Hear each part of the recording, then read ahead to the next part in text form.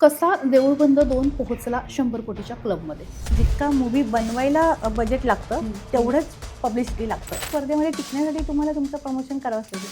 तरडे आले का? बापरे, म्हणजे ते पूर्ण महाराष्ट्र पिंजून काढलं आहे. म्हणजे रात्र 1-1 वाजता सुद्धा थिएटरला व्हिजिट केली. म्हणजे ह्याच्यामध्ये पिक्चर चालण्यामागे जे मी म्हणते ना की कलाकारांची पण तेवढी साथ लागते. देऊळबंदनी ती स्ट्रॅटर्जी खूप छान हे केली किंवा त्यांनी तो पोहोचवला खूप चांगल्या पद्धतीने. सगळ्यात जास्त महिलांवर फोकस असतो. पैठणीचा खेळ, ट्रीप, देवदर्शन हे सगळ्या महिलांचेच निघतात. पुरुषांचे ऐकले का? इव्हेंट पण खूप स्ट्रॉंग माध्यम आहे चित्रपट पोहोचवण्यासाठी. देऊळ बंद 2 100 कोटींच्या पार गेलेला आहे आणि काही महिन्यांपूर्वीच राजाशिवाय छत्रपती आला, तो सुद्धा 100 कोटींच्या पुढे गेला. जर आकडेवारी बघितली ना तर साधारण 2016ला सैराट आला, तो 100 कोटींच्या पुढे गेला आणि 16 ते 26 मध्ये फारसे सगळे चित्रपट करू शकले नाही, पण 23 नंतर हे सगळं गणित बदलत गेलं. मराठी चित्रपट कसा काय इतका पैसा कमवतोय? अर्थात व्यवसाय असल्यानंतर पैसे कमवायलाच हवेत, त्यासाठीच व्यवसाय करायचा असतो, पण तो कमवण्यामागे नेमकं काय काय असतं, चित्रपट लोकांपर्यंत कसा पोहोचवतात, या सगळ्या मुद्द्यावर बोलण्यासाठी माझ्यासोबत आपला आवाज आपल्या सखी या फोरमच्या संस्थापिका आहेत संगीता तरडे. संगीताताई, खूप खूप स्वागत तुमचं. नमस्कार. नमस्कार. आणि आधी मी त्यांची ओळख थोडीशी करून देते. तर मी यांनाच का बोलवलं, संगीताताईंना कदाचित मला असं वाटतं की पिंपरी चिंचवडमध्ये सगळेजण ओळखत असतील, पण त्यांची खास ओळख करून द्यायची म्हणजे आत्तापर्यंत त्यांनी 90 चित्रपटांचं प्रमोशन केलेलं आहे. चित्रपटां कसे लोकांपर्यंत पोचवायचे आणि त्यानंतर तो त्या कसा बस तयार करायचा, यामध्ये खरं तर त्या माहीर आहेत. आणि त्यांनी आत्तापर्यंत कोणाकोणासोबत काम केलं, तर राजश्री मराठीसोबत केलं आहे, पॅनोरमासोबत केलं आहे, झी स्टुडिओसोबत केलं आहे, त्यामुळे जिओ स्टुडिओसोबत केलं आहे. जी जी मोठी नावं आहेत आणि ज्या ज्या नावांची निर्मिती बघून आपण पिक्चरला जातो, त्या सगळ्यांसोबत, सगळ्या नटनट्यांसोबत त्यांनी काम केलेलं आहे. आणि आत्तापर्यंत मी मगाशी म्हटलं असं की त्या शोज घेतात, मग ते कसे असतात, त्याचं गणित काय असतं, खूप गोष्टी आपल्याला पॉडकास्टमधनं कळणार आहे. आपण सुरुवात करूया. संगीताताई, वेळात वेळ काढलात आणि खूप दिवसापासून असं भेटायचं चाललेलं होतं. सुरुवात देऊळबंदपासून करूया, कारण चर्चा देऊळबंदची आहे. कसा देऊळबंद 2 पोहोचला 100 कोटीच्या क्लबमध्ये? सगळ्यात प्रथम तर कोणताही मूवी चालण्यासाठी उत्तम कथा, त्याच्यानंतर त्याचं डिरेक्शन, प्रोडक्शन हाऊस कसं त्याला पोहोचवतं, म्हणजे 360 डिग्री नी काम केलं तर तो मूवी लोकांपर्यंत पोहोचतो. आणि देऊळबंद 2ला देऊळबंद 1ची साथ होती, कारण देऊळबंद 1 त्या काळात सुद्धा 20 कोटीपर्यंत पोहोचला होता किंवा लोकांपर्यंत तो पोहोचला होता. प्रत्येकाला उत्सुकता होती की देऊळबंद 2मध्ये काय असणार आहे, आणि तो विषयच वेगळा होता. एक तर स्वामींचा विषय होता, त्याच्यानंतर जे नॅचरली आता ह्याच्यात चालले ती गोष्ट त्यांनी उचलली होती. म्हणजे प्रत्येकाच्या घरातला हा विषय होता. त्यामुळे तो देऊळबंद 2ला लोकांनी ज्यांनी 1 बघितला त्यांना 2 बघायचाच होता. त्यामुळे तो एक महत्त्वाचा पार्ट होता आणि तो पोचलाही खूप छान, कारण कथा शेतकऱ्यांचा विषय होता. त्यामुळे प्रत्येक घरातला मी म्हणेल हा विषय आहे. आणि त्याचं जे म्हणतो कथा छान होती, त्याचं डिरेक्शन छान झालं, तो पोहोचवला चांगल्या पद्धतीने आणि प्रत्येक प्रेक्षकांनी तो आपला म्हणून घेतला आणि त्याला चालवला. ज्या पद्धतीने म्हणजे प्रमोशन झालं, कारण कसं असतं, आपण समजा 3 विभागांमध्ये चित्रपटाचे भाग पाडले. उदाहरणार्थ, पहिला प्री प्रोडक्शन, जिथे लिखाण असतं, जिथे डायलॉग्स ठरतात. दुसरा जिथे प्रत्यक्ष प्रोडक्शन होतं, आणि तिसरा की ज्याच्यामध्ये पब्लिसिटी होते. ओके, सो पब्लिसिटी हा भाग सुद्धा आता तितकाच महत्त्वाचा झाला. तर पब्लिसिटीसाठी एक तर वेगळं बजेट ठेवतात का, आणि तो चित्रपटाच्या किती % असतं अंदाजे? वेगळं बजेट लागतंच, कारण आजकाल जितका मूवी बनवायला बजेट लागतं तेवढंच पब्लिसिटी लागतं. कारण त्यातले एवढे आकडेवारी मला नाही सांगता येणार, पण ओव्हरऑल जसं 360 डिग्री मी म्हटलं तर त्याच्यामध्ये रेडिओ आला, न्यूजपेपर आले, ग्राउंड ॲक्टिव्हिटी आले, रील स्टार आले, सोशल मीडिया आला, हे सगळे प्रमोशनमध्ये येतात आणि ह्या सगळ्याचं गणित ठरलेलं असतं. तरी काही लोक ज्यांचं बजेट आहे त्यांचं 25% असतं, काहींचं 50% असतं. काही सिनेमांचं बजेट नसतं, त्यांचं 10% असतं. तर ते आपापल्या हिशोबाने मूवी कसा आहे, त्यांना कितपत पोहोचवायचं आहे किंवा त्यांचं बजेट काय, गरजेचं आहे. हो, गरजेचं आहे. कारण त्याशिवाय सिनेमा पोहोचतच नाही. त्याला रिझन असं की दर आठवड्याला एक सिनेमा येतोय, किमान एक. किंवा आत्ता रिसेंटली 19 तारखेला 3 मराठी चित्रपट आणि 1 हिंदी चित्रपट रिलीज झाला. तुम्ही या स्पर्धेमध्ये टिकण्यासाठी तुम्हाला तुमचं प्रमोशन करावंच लागेल. आणि देऊळबंदचा विषय निघाला तर देऊळबंदनी ती स्ट्रॅटर्जी खूप छान हे केली किंवा त्यांनी तो पोहोचवला खूप चांगल्या पद्धतीने. काय त्यांची स्ट्रॅटेजी होती? ग्राउंड ॲक्टिव्हिटी झाल्या, जसं की आम्ही आमच्या फोरमच्या माध्यमातून आम्ही बऱ्याचशा केंद्रांना व्हिजिट केल्या. आता केंद्र ऑलरेडी स्वामी भक्त आहे ते पिक्चर बघणारच, पण जेव्हा केंद्रांमध्ये जेव्हा सर आले, सगळी टीम आली, तो अजून आपला चित्रपट म्हणून त्यांनी तो जास्तीत जास्त लोकांपर्यंत पोहोचला किंवा जास्तीत जास्त लोक मूवी बघायला आले. जसं की आमचे महिलांचे ग्रुप आहेत, आपल्या सखीच्या महिलांचे ग्रुप आहेत, की जे आपल्या सखी आहेत त्यांच्यासाठी आम्ही प्रत्येक मराठी चित्रपट जो येतो तो आम्ही दाखवतो. तर तिथेही महिलांची मागणी होती की आम्हाला देऊळ बंद बघायचा आहे, तर तोही एक क्राऊड ॲडिशनल ॲड झाला.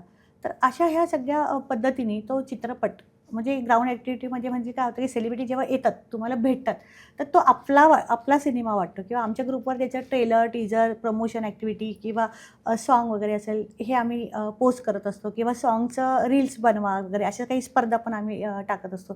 तर ती किंवा जशी स्टेप असेल तशी स्टेप करा, किंवा जसं हुक स्टेप करा. तर ह्या सगळ्या स्पर्धा आम्ही त्याच्यात ॲड करत असतो, म्हणजे ती महिला त्याच्यात इन्व्हॉल्व होते. म्हणजे लोकांपर्यंत ते पोचवायचं, आणि उद्या ती जेव्हा तिच्या सोशल मीडियाला तसं काही स्टेटस ठेवेल किंवा फोटो ठेवेल, तर तिचा मीडिया किंवा 50-100 लोक तरी ते स्टेटस बघतात.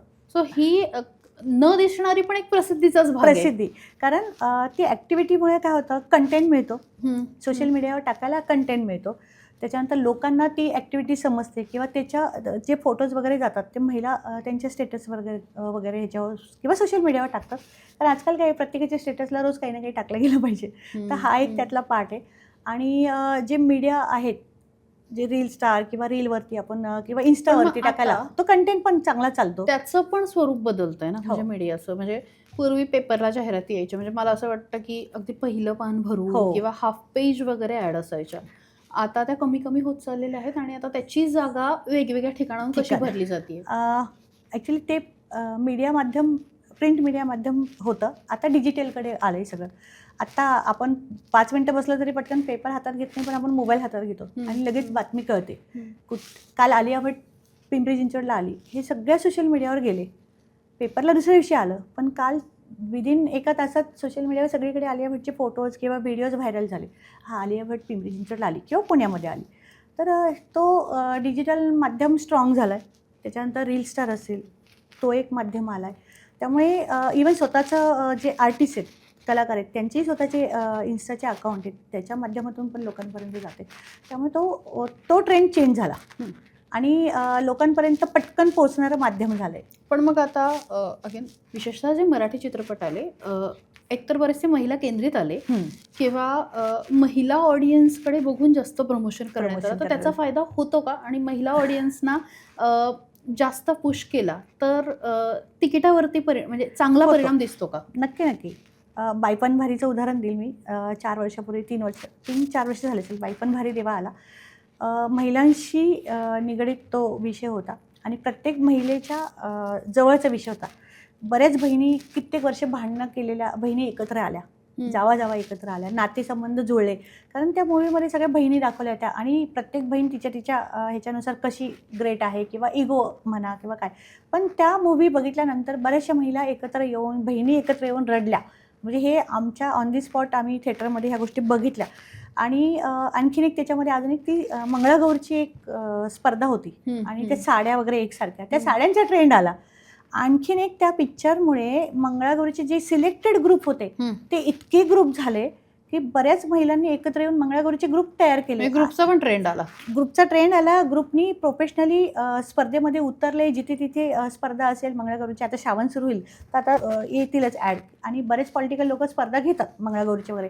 तर त्यावेळेस ह्या सगळ्या महिलांनी स्पर्धेमध्ये उतरून प्राईज पण मिळवलेत. आणि सगळ्यात महत्त्वाचं म्हणजे 4 महिला एकत्र येऊन फक्त गॉसिपिंग होत नाही, तर एक चांगला ग्रुप तयार होऊन तुम्ही इन्कम सोर्स म्हणतो तोही एक इनडायरेक्टली इन्कम सोर्स झाला. कारण आत्ता माझ्याकडे एक ग्रुप आहे, तो आता डोहाळ जेवण असेल, आणखीन काही कार्यक्रम असेल तर तिथे ते परफॉर्म करतात. म्हणजे त्यांचा इन्कम सोर्स चालू झाला. त्याच्यामध्ये एक चांगले अँकर असते, काही कॉन्सेप्ट क्रिएट करतात, ते स्क्रिप्ट बनवतात. म्हणजे त्यांचा टॅलेंट त्यांना तिथे परफॉर्म करता येतोय. म्हणजे हे नंतर त्यांना कळते की अरे बापरे, मला हे सगळं येतंय. म्हणजे हा एक प्लॅटफॉर्म पण तयार झाला. म्हणजे नुसतंच मूवी नाही, त्या मूवीच्या माध्यमातून त्यांनी ह्या सगळ्या गोष्टी केल्या. आणि महिलांच्या बाबतीत जर विषय निघाला तर आज पॉलिटिकल एखादा समजा इव्हेंट असेल किंवा इलेक्शन आलं, सगळ्यात जास्त महिलांवर फोकस असतं. पैठणीचा खेळ, ट्रीप, देवदर्शन हे सगळ्या महिलांचेच निघतात. पुरुषांचे ऐकले का की पुरुषांसाठी स्पेशली हे इव्हेंट केला आहे किंवा त्यांच्या ट्रिपा काढल्या किंवा त्यांना वेगळं काही, ते सगळं महिलांवरतीच केंद्रित असतं. कारण ती महिला डिसिजन मेकर असते. ती 4 बायकांना घेऊन जाते थिएटरला, ती एकटी जात नाही. म्हणजे बघा आता बाईपणचा विषय निघाला म्हणून की त्यावेळेस त्या नऊवारी आल्या, ती नऊवारी आल्या. गळ्यातली आली, हो, नाच गो घुमाच्या वेळी मला वाटतं ड्रेस आले, ते सगळे पैठणीची ड्रेसचा ट्रेंड ड्रेस आला. आले. हो. सो हे जे ट्रेंड येणं आहे तर त्याचा उपयोग तुम्ही कसा करता म्हणजे तिथे? आम्ही पहिली गोष्ट म्हणजे मूव्हीला मी एक इव्हेंटमध्ये कन्वर्ट करते. For example? जसं की आता नाचगं घुमाच्या वेळेस आमच्या सगळ्या महिलांनी तसे ड्रेस स्टिच केले आणि त्या आल्या आणि ती नाचगं घुमाची स्टेप केली, हुक स्टेप. जिथे सेलिब्रिटी पण आले होते त्यांच्यासमोर ती स्टेप केली, त्याची प्रॅक्टिस, आधीपासून प्रॅक्टिस, ड्रेस तयार केले आणि तो इव्हेंट म्हणून मग रील वगैरे सोशल मीडियावर पोस्टिंग वगैरे. तर ते नुसते पिक्चर बघायला येत नाही, ते इव्हेंट एन्जॉय करायला येतात. आणि म्हणजे आता प्रेक्षकांना फक्त सिनेमा बघायचा नाहीये तर त्याचा इव्हेंट हवा आहे आणि त्याचंही स्वतःचं काहीतरी कंटेंट हवं आहे. कंटेंट हवा आहे आणि मग त्या स्वतःला तिथे जेव्हा मूवी झाल्यानंतर ह्या मैत्रिणी रील बनवणं हे करणं, त्यामुळे तो एक 2 तास 3 तास त्या नुसतं गेल्या आणि थिएटरला पिक्चर बघितला आणि बाहेर पडल्या असं नाही. ते 4 मैत्रिणी घेऊन जातात, तर त्या 4 मैत्रिणी कसं एन्जॉय करतात ते त्या माध्यमातून मला वाटतं की जास्त लोकांपर्यंत पोचते आणि म्हणून लोक किंवा महिला ते बाहेर पडतात. ते एक वेळ आता फॅमिलीसोबत पिक्चरला जात नाही, पण आमच्या कुठली ॲड किंवा पोस्ट पडली की त्या पिक्चरला मैत्रिणी आणि एक जण 10 जणींना घेऊन येते. सेलिब्रिटींना बघण्यासाठी सिनेमाला आलं किंवा सेलिब्रिटींचं गारुड हे अजूनही मराठी प्रेक्षकांवरती किती आहे? प्रत्येकाच्या आवडीचा एक सेलिब्रिटी असतो. जेव्हा आमच्याकडे सचिन पिळगावकर आले, आता मी त्यांना माझ्या लहानपणापासून बघितलं असेल, कारण सिनियर आर्टिस्ट आहे. आणि ते जेव्हा माझ्याकडं नवरा माझ्या नवसाच्या निमित्ताने येणार होते, तर मला तो इव्हेंट करायचा होता. कारण बऱ्याच वर्षानंतर ते त्यांचं आगमन होणार होतं मोठ्या पडद्यावरती किंवा तो पिक्चर त्यांनी काढला होता आणि त्यांना बघण्यासाठी तो एक जो सिनियर क्लास आहे किंवा तो क्राऊड आहे तो होता. आम्ही त्यांचा एक इव्हेंट केला होता, ट्रेलर लॉन्चचा. अख्खा ऑडिटोरियम गच्च भरलेला होता आणि स्वतः सर पण म्हणले की मी फक्त येईल, बसेल वगैरे, मी काय. पण जेव्हा त्यांनी ती गर्दी आणि हे सगळं बघितलं, ते डायरेक्ट स्टेजवरती आणि त्यांचं ते सॉन्ग सुरू होतं, त्याच्यावर त्यांनी परफॉर्मन्स केला. तो रील आमचा खूप व्हायरल झाला आणि लोकांपर्यंत ते पोहोचलं, नवरा माझा नवसाचा. आणि इव्हेंटच्या वेळेसच आमची 750 तिकीटं बुक होते की ज्याला मूवी रिलीज व्हायला 15 दिवस बाकी होतं, पण आधीच तेवढ्या लोकांनी तिकीट बुक केले होते. म्हणजे इव्हेंट पण खूप स्ट्रॉंग माध्यम आहे चित्रपट पोहोचवण्यासाठी किंवा त्या इव्हेंटच्या माध्यमातून लोकांना समजतं की हा सिनेमा काय आहे, कसा आहे किंवा कसा असणार आहे. मग ती एक अटॅचमेंट तयार होते आणि नाही मग आम्हाला हा सिनेमा बघायचा. किंवा आता आमच्या ग्रुपवर असं येते की एखादा सिनेमा झाल्यानंतर की कुठला सिनेमा बघायचा, किंवा लोकांकडनं येतात की मॅडम आपण आता हा सिनेमा येतो, आपण हा घेणार आहे का, आपण हा घेणार आहे का, पण किंवा आपण घेऊयात. कधी कधी आम्ही असं टाकतो की सेलिब्रिटी नाही येणार किंवा सेलिब्रिटी अवेलेबल नाही आहे, तर आपण हा सिनेमा नाही घेते. नाही, सेलिब्रिटी नसेल तरी चालेल, पण आपण हा सिनेमा बघूयात. कारण का आता एकत्र जाण्याची जी मजा आहे ती वेगळीच आहे. किंवा मग कधी कधी एकत्र एक ऑडी आम्ही समजा बुक केली, एक स्क्रीन बुक केली, तर कधी कधी डिस्काउंट पण तिकिटांवर मिळतो, कधी कधी नाही मिळत. डिपेंड वार, डेट याच्यावरती पण सगळं ठरलेलं असतं किंवा थिएटरवरती पण. त्यामुळे तिथे मग त्या महिला म्हणतात की नाही आम्हाला तुमच्यासोबतच सिनेमा बघायचा. हे जे आहे ऑडियन्स म्हणजे ऑडिटोरियम बुक करणं किंवा थिएटर बुक करणं, स्क्रीन बुक करणं, अगदी सोप्या भाषेत बोलायचं झालं तर, हे तुम्ही किती प्रमाणात करता आणि त्याचा काय फायदा होतो? डिपेंड, परत पुन्हा एकदा सिनेमाची स्ट्रेंथ काय आहे, तो सिनेमा किती पोचला आहे लोकांपर्यंत आणि त्याचा बस काय तयार झाला आहे, त्याच्यानुसार ते ठरतं. कारण रिस्पॉन्स लगेच कळतं ग्रुपवरती की हा, किंवा आम्ही तो पोचवलेला असतो, त्यामुळे मला माहिती की हा सिनेमाचा बस तयार झालेला आहे आणि ह्याचे तिकीट्स तेवढे जातील किंवा तेवढ्या महिला येतील. मग त्यानुसार तेवढे स्क्रीन बुक होतात. 5 स्क्रीन असेल. फॉर एक्झाम्पल आपण आतापर्यंत किती शोज दाखवले? हायेस्ट बायपण भारीचे 100 शो केले होते, नाचगं घुमाचे 75 केले होते. हे फक्त आकडे नाही सांगत, हे प्रॅक्टिकली केलेले. चंद्रमुखीचे 55 शो केले होते, फुलवंतीचे 33 केले. असे आता रिसेंटली तुंबाडची मंजुळाचे आपण 5 शो केले, आत्ता घबाडकुंडाचे आपण 10 शो केले. जस्ट आज पण नाशिकमध्ये शो होता. तर असे हे आकडे मूवीनुसार बदलत राहतात आणि टाईम पिरियड किती मिळतो आपल्याकडे त्याच्यानुसार. कारण ह्या सगळ्या गोष्टीला आहे ना लोकांपर्यंत पोहोचवायला वेळ खूप लागतो किंवा वेळ लागतो प्रत्येक सिटीमध्ये किंवा प्रत्येक थिएटरमध्ये प्रत्येक महिलेपर्यंत ते पोहोचवण्यासाठी. वेळ किती मिळतो त्याच्यावरती मग हे. आणि किंवा एक साथ 2-2, 3-3 सिनेमा पण रिलीज होतात. आणि मी जेव्हा सुरू केलं की नाही मला हे मराठी सिनेमांना, माझ्याकडे एक क्राऊड आहे आणि मराठी सिनेमांसाठी मी हा सपोर्ट करू शकते, असंही नाही की मी खूप काही वेगळं करते, जादूची कांडी फिरवते आणि खूप सगळे थिएटर फुल करते, नाही. फक्त मी लोकांपर्यंत ती वस्तू पोहोचवते किंवा ती कॉन्सेप्ट पोहोचवते, तो विषय पोहोचवते. लोकांना आवडतं किंवा महिलांना आवडतं, महिला येतं. त्यामुळे त्यावेळेस मग तिन्ही चित्रपटांना किंवा जे चित्रपट रिलीज होतात प्रत्येकाला मला न्याय द्यायचा असतो. कारण मी प्रत्येक जो मराठी सिनेमा माझ्याकडे येतो की त्यांना सांगते की मी तुमचा एकतरी चित्रपटचा एकतरी शो घेईल. सगळ्या चित्रपटांना न्याय देताना मग ह्याला किती शो द्यायचे, ह्याला किती शो द्यायचे, आणि एकाच दिवशी जर तुम्ही 3-3 चित्रपट रिलीज करत असेल तर मला पण लिमिटेशन येतं की नाही, मग हा मी 2 करेल, हा 2 करेल किंवा हा 4 दिवसांनी करेल. मग तसे ते आकडे चेंज होतात. पण सांगायला आवडेल मला की आत्तापर्यंत 90 सिनेमे आपण केलेत मराठी. त्यातले एक सिनेमा हिंदी केला, लापता लेडीज, ज्याला स्वतः आमिर खान आले होते. आणि बॉलिवूडचे 3 सेलिब्रिटी आत्तापर्यंत आपल्याकडे आले.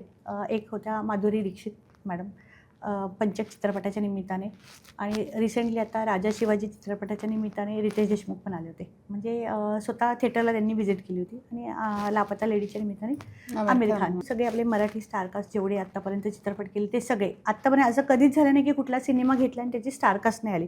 सगळी नाही, पण कोण ना कोण एक तरी इम्पॅक्ट होतो स्टारकास्ट होतो ना. कारण स्टारकास्ट येणार म्हणून तर लोक चित्रपट बघायला येतात. किंवा काही चित्रपटांमध्ये असं नाही की स्टारकास्ट आलीच पाहिजे, त्यांना तो चित्रपट बघायचाच असतो.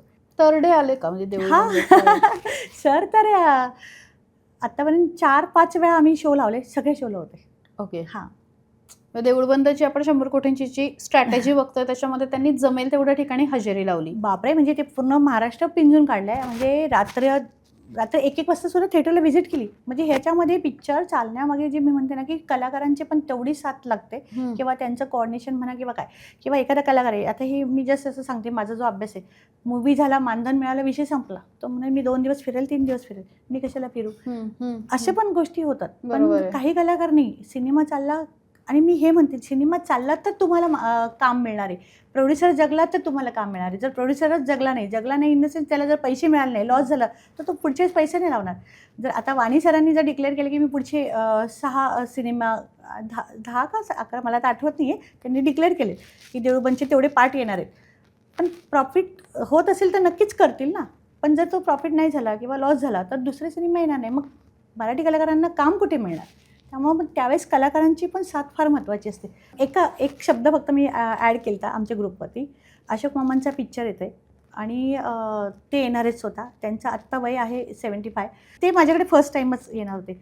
त्यामुळे तुम्ही ठरवा तुम्हाला अशोक मामांना भेटायचं की नाही भेटायचं. एका दिवसात नाही, एका तासात आमची अख्खी स्क्रीन फुल झाली होती. पटापट लेडीजनी जीपे करून हे बुक केलं होतं. पण हे जे ग्राउंड ॲक्टिव्हिटीज प्रकार आहेत त्याच्यामध्ये त्या स्पर्धा वेगवेगळ्या घेतल्या जातात किंवा हे जे सगळं होतं, ह्याच्यातनं प्रत्यक्ष कलाकार ह्याच्यात किती इन्व्हॉल्व असतात, एक तर प्रश्न नंबर 1. आणि दुसरं म्हणजे टँट्रम्स असतात का कलाकारांचे? हो, त्याचा फायदा म्हणजे मी सांगते, जसं इव्हेंट असेल त्यावेळेस स्वतः येतात ते, आणि इव्हेंट काय आम्ही क्रिएट करतो त्याच्यावरती मूवीनुसार तो इव्हेंट क्रिएट होतो. आता उदाहरण, मी आत्ता जस्ट रिसेंटली कबशी इव्हेंट केला. त्याच्यामध्ये सासू सुनांचा विषय आणि कुंडली, म्हणजे मुलाची कुंडली जुळली नाही जुळली तरी सासू आणि सुनेची कुंडली जुळली पाहिजे, असा तो विषय होता. त्यामुळे आम्ही आमच्या ग्रुपवरती टाकताना तेच सगळीकडे फिरवलं की लग्न ठरवताना तुम्ही तुमच्या सासूची आणि सुनेची कुंडली जुळताना पाहिली का. असं कधीच होत नाही. मुलाची आणि मुलीची बघतात, संपला विषय. किंवा सासू सुनांचं कितपत पटतंय, खरं उत्तरं द्यायची तुम्ही. ते ऑन दी स्टेज तुम्हाला प्रश्न विचारले जाणार आहे. तर त्यामुळे सासू सुनांच्या जोड्या भरपूर आल्या होत्या इव्हेंटला, आणि त्यांनाही ती उत्सुकता होती की नक्की काय विषय हा. किंवा आगाग सुनबाई काय म्हणतात सासूबाईमध्ये पण सासू सुनांचाच विषय होता. त्यावेळेस आम्ही अशी कॉन्सेप्ट केली की फॅशन शो केला होता, परफेक्ट मॅचिंग दोघींचं.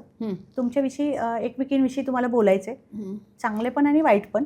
आणि शेवटी कसं आहे, सगळ्या क्राऊडसमोर लोक जे आहे सगळ्याच गोष्टी खऱ्या सांगणार नाहीत, पण ती मजा येत होती. कारण एक सासू अशी होती की तिची 4ही सुना एकसारख्या साड्या, पैठण्या वगैरे सुंदर, आणि सासूसुद्धा त्याच ह्याच्यामध्ये 5ही जणी एकसारख्या साड्यांमध्ये होत्या. मी त्यांना म्हणलं हे सगळ्या कोणी, म्हणजे माझी 4 सुना आहेत आणि एकत्र फॅमिलीमध्ये. म्हणजे आज एक सासू 4 सुनांना घेऊन मूवीला येते किंवा एक इव्हेंटला येते, ती सुद्धा एक वेगळी मजा आहे ना. आणि त्या 5 जणी जेव्हा त्यांच्या स्टेटसला किंवा अजून घरात समजा त्या 5 जणी आहेत, त्यांच्या घरात 20 तरी माणसं असणार पर हेड, प्रत्येकाची 4-4 जणांची फॅमिली धरली तर. आणि त्यातल्या समजा 5-6 लोकांनी जरी स्टेटस ठेवलं तरी बघणाऱ्या आपोआप पर हेड 100 प्रमाणे 500 लोकांपर्यंत ते पोहोचतं ना. मी तेच सांगते ना, ग्राउंड ॲक्टिव्हिटी फार महत्त्वाची आहे. पण मूव्ही प्रमोशन हा पार्ट हा या 4 वर्षातच सुरू झाला. म्हणजे आधी पण होत असेल, पण माझ्याकडे तर ह्या 4 वर्षात सुरू झाला. आणि मला असं वाटतं की मला मूव्हीचे शो घेण्यापेक्षा जास्त इव्हेंट करण्यामध्ये इंटरेस्ट आहे. कारण इव्हेंटमध्ये कसं होतं की सेलिब्रिटी आले की त्यांना ऑडियन्स समोर मिळतो, लाईव्ह ऑडियन्स असतो. तुम्ही मूव्हीविषयी काही प्रश्न असेल किंवा ट्रेलर टीजर दाखवताना त्यांच्या प्रतिक्रिया दिसतात लगेच आधीच, की अरे हा मूव्ही कसा असेल, काय त्याच्यामध्ये काय असणार आहे, आणि इंटरॅक्शन असतं. तर तो अर्धा सिनेमा ऑलरेडी त्यांच्यापर्यंत पोहोचलेला असतो. कारण इव्हेंट करताना क्राऊड आणण्यासाठी ऑलरेडी ते आपण पोस्टर वगैरे सगळीकडे पाठवलेलं असतं, की हे आज आपला हा इव्हेंट आहे आणि ह्याच्यामध्ये हे सेलिब्रिटी येतात, लोक येतात बघायला. आणि प्रत्येकाचा क्राऊड वेगवेगळा असतो प्रत्येक मूव्हीच्या वेळेस. कारण प्रत्येक मूव्हीच्या वेळेस सेलिब्रिटी पण वेगळे असतात. आता उषा नाडकर्णी जेव्हा आल्या होत्या तुंबाडची मंजूरच्या वेळेस, मी त्यांची फॅन होते पवित्र रिश्त्यापासून. बरं. हां, म्हणजे ती सिरियल मी खूप बघायची आणि मला आवडायची ती. आणि जेव्हा आऊ येणार आहे हे कळलं, तर एक वेळ म्हणलं बाकी सेलिब्रिटी नाही आले तरी चालेल, मला हे सेलिब्रिटी पाहिजे, असं हे मी पण सांगितलं होतं की मला आऊ पाहिजे. तर आणि आऊंना पण आम्ही भरपूर प्रश्न वगैरे विचारले. तर तो पण एक हे की माझ्या दृष्टीने मला त्या आवडतात, मी त्यांना जास्त हे केलं. मला असं वाटतं की म्हणजे चित्रपट आपण सगळेच जण बघतो किंवा सोशल मीडियातनं आपल्यापर्यंत पोचतो, पॉडकास्टमधनं पोचतो, पण हे जे ग्राउंड काय म्हणतो आपण तर इव्हेंट्स असतात ह्याच्याबद्दल जरा जाणून घेणं इंटरेस्टिंग आहे. 25,000 बायकांचा ग्रुप आहे आणि 25,000 आणि वर्षाला किमान एक नाही म्हटलं तरी एक 50 शोज तर तुम्ही आरामात करता. हां, वर्षभरात. मराठी चित्रपट किती प्रमाणामध्ये आता वाढायला लागला किंवा किती प्रमाणामध्ये बायका आता चॉईस करायला लागल्यात की नाही आम्हाला हिंदी सोडून मराठी बघायला आवडेल? मी आता मूव्हीचं नाव नाही सांगणार, मी एका हिंदी मूव्हीचं प्रमोशन केलं. मला वाटलं हिंदी मूव्ही आहे, सेलिब्रिटी पण मोठी तगडी आहे. सेलिब्रिटी तगडी आहे आणि सेलिब्रिटी पण आली पण होती. छान रिस्पॉन्स मिळेल मे बी, किंवा माझ्या हातात दिवस कमी असेल. पण असं वाटलं की हिंदी म्हणलं छान रिस्पॉन्स मिळेल, पण नाही. त्यावेळेस माझा मराठी पण एक सिनेमा होता, मराठीचे तिकीट जास्त बुक झाले, माझे हिंदीचे बुक नव्हते झाले. बायकांना मराठी आवडतोय. मराठी किंवा आम्ही तो एक कॉन्सेप्टच आणला ना की मराठी सिनेमांना सपोर्ट. तर ते मराठी आम्ही इतकं ते घुसवलं आहे की मी सुद्धा आता कितीतरी हिंदी चित्रपट येतात, मी नाही बघत, मी मराठी चित्रपट बघते. की जो मी सिनेमा प्रमोट करते तो त्यावेळेस त्या दिवशी बघायलाच मिळत नाही. कारण त्यावेळेस ही समजा इथे PCMCला असेल, दुसरा पिंपरीमध्ये असेल, तिसरा चिंचवडमध्ये असेल, तर भोसरीमध्ये असेल, असे वेगवेगळे स्क्रीन बुक केलेले असतात. तर सेलिब्रिटींसोबत आपल्याला जावं लागतं, कारण तिथे मॅनेजमेंट, कोऑर्डिनेशन किंवा सेलिब्रिटींना धक्काबुक्की हे सगळ्याच गोष्टी. तर तिथे त्यांच्यावर फिरताना मूव्ही बघताच येत नाही. पण आवर्जून मी एक तर दुसऱ्या दिवशी तिसऱ्या दिवशी निवांत जाऊन पण मराठी सिनेमा बघते. तर हे मला स्वतःलाच माझ्यात बदल झालेला जाणवतो. कधी कधी एखादा हिंदी चित्रपट पण आला की आवडतो की तो बघतोच आपण. पण आत्ता मी म्हणलं ना की 19 तारखेला 3 मराठी आणि 1 हिंदी आला, तो हिंदी चित्रपट नाही बघितला. मी जस्ट एक रिव्ह्यू ऐकला होता त्याचा, त्यामुळे असं काही वाटलंच नाही की हा चित्रपट मी थिएटरमध्ये जाऊन बघा. पण हां, छावा वगैरे असे चित्रपट बघितले. पण मग परत एकदा सेलिब्रिटींचा विषय निघाला. सेलिब्रिटी मॅनेजमेंट ही एक वेगळी कला आहे. हो, एक तर तुमच्यात प्रचंड पेशन्स लागतात, तुमच्या स्वतःच लागतात. म्हणजे यायच्या वेळेपासून ते त्यांचे मूड स्विंग्स, त्यांना सगळं हव्या सगळं. असलेल्या गोष्टी, लॉट ऑफ हां. Things are there. So celebrity management इथपासून ते पब्लिक सेलिब्रिटी मॅनेजमेंट, कारण लोक उत्साही असतात. आपण उत्साहीत असंही असतात. दरवेळेस म्हणू शकत नाही की प्रत्येकाचा हेतू वाईटच हो, असतो. हो. पण नाही म्हटलं तरी फिजिकल टच होऊ शकतो, धक्काबुक्की होऊ शकते. जरी महिला असल्या आणि समोरची जरी महिला सेलिब्रिटी असली तरी ती ऑफेन्स होऊच शकते, म्हणजे ऑफेंड होऊ शकते ती. सो हे कसं मॅनेज करता?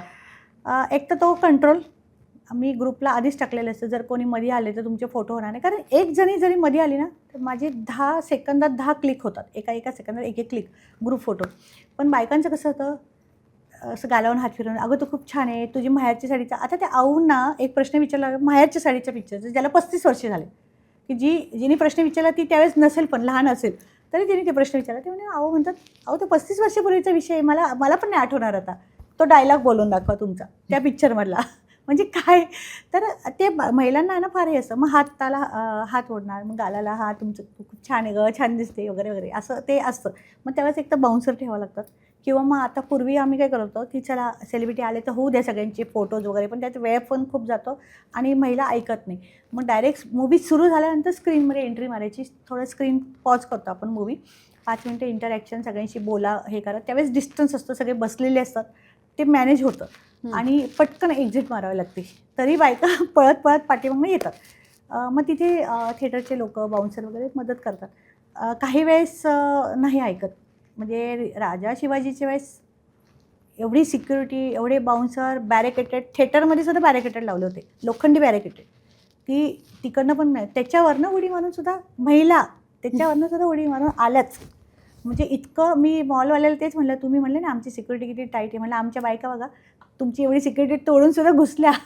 म्हणजे तुमची मॉलची सिक्युरिटी तेवढी टाईट नाही आहे. म्हणजे कुठून कसे घुसल्या हे मला पण थोडंसं सरप्राईज होतं, कारण सगळं बंद होतं, लिफ्टपासून सगळ्या गोष्टी बंद होत्या, तरी त्या घुसल्या आणि काढलाच त्यांनी सेल्फी. म्हणजे आहे, क्रेज आहे. क्रेज आहे क्रेज अजूनही आहे. आणि त्याचा उपयोग होतो. आता फक्त शेवटचा प्रश्न की 100 कोटींमध्ये मराठी गेलाय, सैराटच्या वेळीच गेला होता. हां, पण मागच्या 3 वर्षापासून म्हणजे 2023 पासून सातत्याने मग बाईपण असेल किंवा बरेच सिनेमे होते जे सिनेमा. 70-80 पर्यंत सहज जात होते. मला हां. वाटतं असे 8-10 सिनेमे आहेत की जे 70, 60, 65च्या पुढनं 80-85 पर्यंत गेले होते आणि आता परत एकदा देऊळबंद 100 क्रॉस झाला. 200च्या क्लबमध्ये जाईल का? जाऊ शकतो, पण तेवढी strong publicity, content strong, celebrity, बऱ्याच गोष्टी आहेत. म्हणजे असं काही नाही की प्रत्येक चित्रपटात सेलिब्रिटी तेवढा स्ट्रॉंग आहे म्हणून तो चालला. पण ना हे आजकाल आता प्रेक्षक ठरवायला लागले की कुठला सिनेमा बघायचा आणि कुठला नाही. आणि दुसरी गोष्ट म्हणजे पब्लिसिटी तुम्ही किती करताय. काही चित्रपट येऊन गेले तरी कळत नाही की हा चित्रपट येऊन गेला. आत्ता मी नाव नाही घेत, पण मी म्हटलं 19 तारखेला 3 चित्रपट रिलीज झाले, ज्याच्यातले 2 चित्रपट माझ्याकडे होते, त्यामुळे मला त्याचं चांगलं माहिती. पण तिसराही त्याच वेळेस रिलीज झाला की तीच सेलिब्रिटी ऑलरेडी दुसऱ्या चित्रपटामध्ये होती. म्हणजे एका सेलिब्रिटीचे 2 झाले, पण तो तिसरा चित्रपट आला कधी गेला कधी कळलं पण नाही. कारण हे कारण असू शकतं. हां, मग म्हणजे अशा थोडक्यात वेळी प्रमोशनला थोडं कमी पडलं असेल. मग कॉन्टेंट जर का स्ट्रॉंग आहे म्हणजे आतमध्ये सगळं चांगलं आहे पण नाही तेवढं त्यांनी प्रमोशन केलं तर मग हां. अशा वेळी चित्रपटाला अशा वेळी जसं आम्ही काही मूवीजचे शोज घेतो, आम्ही लोकांपर्यंत ओपनिंग देऊ शकतो, पण त्याचं कंटेंट स्ट्रॉंग नसेल तर मी जरी ओपनिंग दिलं, 1-2 शो लावले आम्ही किंवा पहिल्या दिवशी आम्ही सगळीकडे शो लावले, दुसऱ्या दिवशी थिएटरला लोकच नाही गेले, तर तुमचं म्हणजे आम्ही ओपनिंग देऊन सुद्धा कंटेंटच चांगलं नाही तर थिएटरला लोक काय येतील. उलटं पण होऊ शकतं. हो, आणि जर कंटेंट चांगला असेल आणि तेवढे प्रमोशन नाही केलं तर नाही केलं. नाही, माउथ पब्लिसिटी फार इम्पॉर्टंट आहे. ह्याच्यामध्ये काय होतं, जर कंटेंट चांगला असेल, मूवी चांगला असेल तर माउथ पब्लिसिटीने तो चालतो. तुंबडची मंजुळा किंवा सुपर डुपर दोन्ही चित्रपट छान चालले. सुरुवातीला म्हणजे मी शो घेतले म्हणून मला माहिती आहे की सुरुवातीला तो बुकिंगच्या माध्यमातून किंवा काय तो रिस्पॉन्स किंवा काय, नंतर तो लोकांच्या जसे जसे लोक बघत बघत बाहेर पडले असेल किंवा हिला सांग त्याला सांग की अरे हा मूवी असं झाला तसं झालं, तर तो बस पकडला किंवा तो स्टेप बाय स्टेप त्यांची स्क्रीन वाढल्या आणि काही सिनेमांच्या स्क्रीन कमी झाल्या. ओके ओके म्हणजे लोकांपर्यंत पोचल्यानंतर तो लोक ठरवतात हा सिनेमा चालवायचा की नाही चालवायचा, किंवा टीम पण ठरवते किंवा सेलिब्रिटी पण. जर तुम्ही बघितलं असेल देऊळबंदचा परत विषय निघाला तर सरांची अख्खी टीम सगळीकडे जात होती, सगळीकडे. असं काही सो नाही. ग्राउंड ॲक्टिव्हिटीचा फायदा तरडेंच्या देऊळबंद 2ला पण झाला. हां, नक्कीच प्रचंड झाला. प्रचंड. हे सगळं मराठी सिनेमाचं गणित होतं. मी परत एकदा सांगते की डिस्ट्रीब्युटर कुठे कुठे शोज लावायचे आहेत हा एक वेगळा पार्ट आहे, त्यावरती पण आपण काही त्यामधल्या तज्ज्ञांना बोलू. पण ग्राउंड ॲक्टिव्हिटी प्रकरण काय आहे सध्या, ते काय गाजते आणि ते किती महत्त्वाचं हे समजून घेण्याचा प्रयत्न होता. संगीताताई वेळ दिलात आणि कुठलाही आडपडदा न ठेवता गोष्टी खऱ्या खऱ्या सांगितल्यात. मनापासून आपण थँक्यू. थँक्यू.